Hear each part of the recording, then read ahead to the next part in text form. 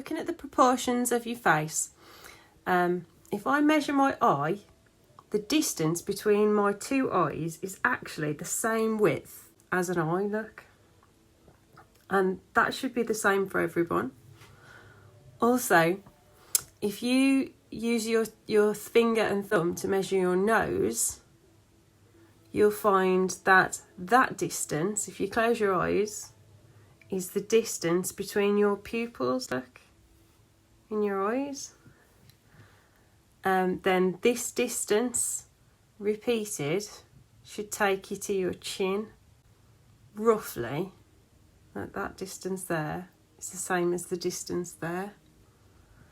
And then for where your hairline is, you should find that that's roughly the same as well. And then people say that your eyes are halfway down your head. They're talking about your skull looking straight on. They don't mean where your hair finishes. They mean the top, right at the top of your head. So your eyes, this distance, look. And it's a rough measure. So if that's sort of halfway, see, it is actually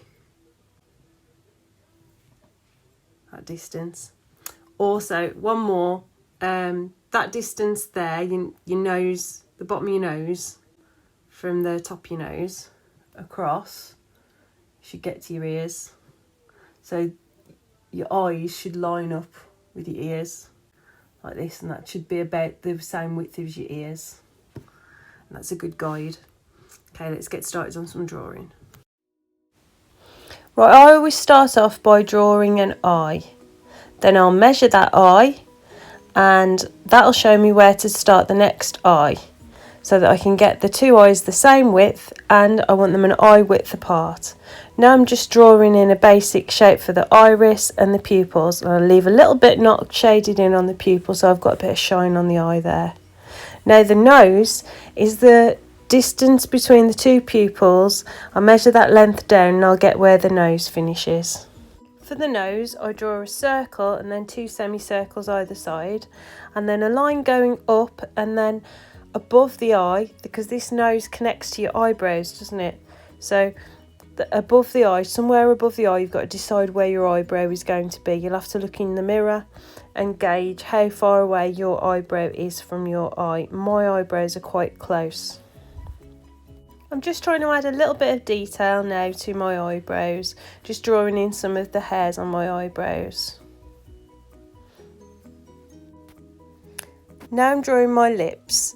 The corners of your lips should line up with your pupils, and your lips appear somewhere between your chin and your nose. So to get the measurement of where your chin is, it's the same distance from the bottom of your nose as from your nose to your eyes. So if you take that measurement and drop it down there, you'll have where your chin is. That's roughly, anyway, that's a guide. Right, I'm outlining my face now. So have a look in the mirror and look at the shape of your face and try and get that same on the paper. And then the distance to your hairline, you should be able to measure that. That's the same as the length of your nose. So that from your eyes upwards, that's where your hairline should start. And I'm just sketching in my hair in a cartoon kind of style to start with, just doing the outline. The ears, remember, the tops of your ears line up with your eyes as well. So you just want to add, if you can see your ears through your hair, you just want to add a little bit of the front view of your ears.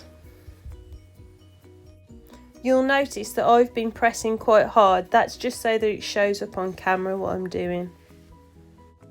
You need to be using quite a light pressure at the moment for this. And I'm not going to use my art pencils till next week, but if you've got some art pencils, they'll be very useful for next week's lesson.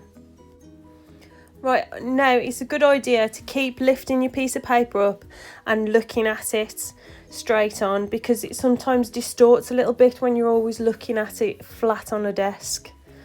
And that's where I've thought the nose just looks too long, so I'm just going to adjust that. I'm just going to rub it out and draw it in higher up. So that's why you've got to press light, really, just in case things are not quite right. Because I've moved the nose up, now the lips need to be moved up a little and the chin needs to be moved up as well.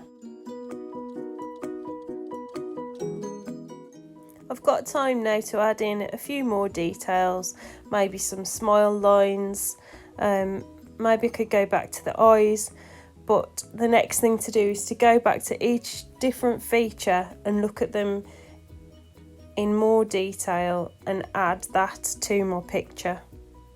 I could start to add some shading as well once I'm happy that everything is in the right place.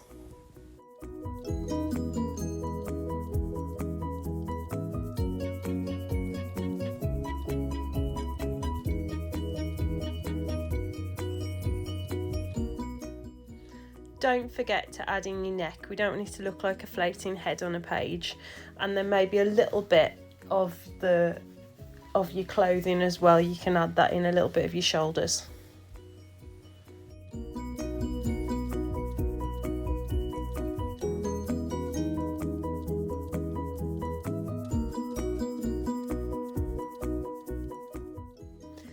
In the PowerPoint, there are links to different YouTube videos which show you in more detail how to do the eyes, the nose and the mouth.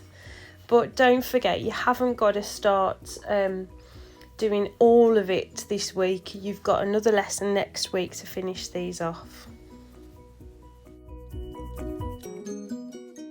Once you start to add some of the shadows to your picture, don't forget to change your grip. So tripod grip's used for detail.